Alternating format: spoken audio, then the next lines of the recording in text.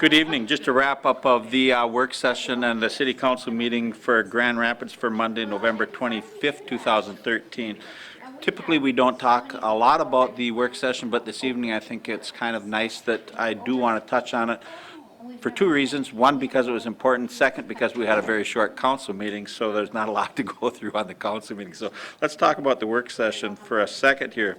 We had an Earth Circle presentation by Pat Helmberger, Vicki Andrews, Barb Veit, and Luann Hansen came in and talked a little bit about recycling and trying to cut down or eliminate the use of plastics in the city of Grand Rapids. It's an effort that's commendable, and we will support it. We will have a resolution that will come up here in the next week or two that we will present as the city of Grand Rapids in support of the elimination of plastics in Grand Rapids. So we thank that group for the yeoman's work that they've done in promoting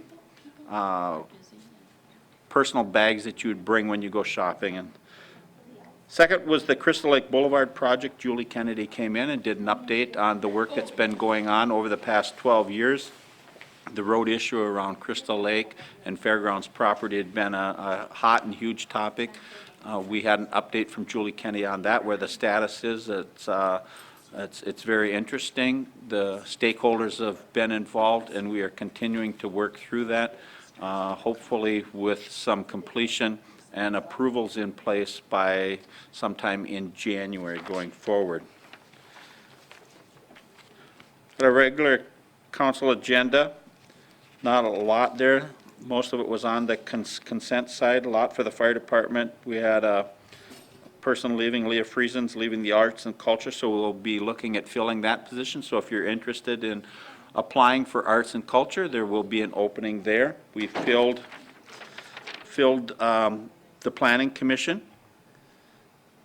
Police had some resolution accepting some dollars from a bunch of them. Actually, I'd like to read those because we thank anyone that makes donations to some of these organizations. So police department got $4,900 in donations from the Cat Baker Lions, Meds One, Grand Rapids JC's, the Greenway Lions, Row Funeral Home, Hill City Fire Department, Walmart, Grand Rapids Moose Club, the Coleraine Fire Department, Grand Rapids Eagles Club, and the Grand Rapids Fire Department Relief Association. So thank all of those for the funds that they had donated.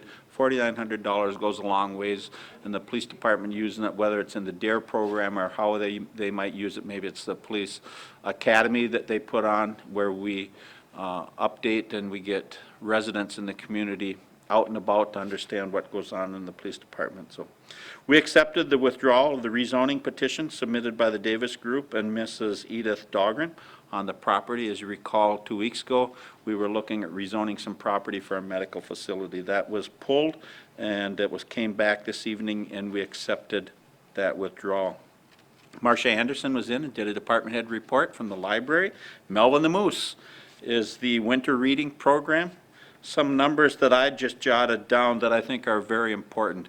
We all talk and we hear a lot about the library, but sometimes when you can put some numbers to a facility, it goes a long ways to understand why the library is important. First was the downloads, 12,359 downloads for audio books or DVDs. Now when you think about that, we're a community, Grand Rapids, of about 11,000. That means everybody literally applied at least once for a download of an audio book or a DVD. We had 20,000+ sessions on the public computers.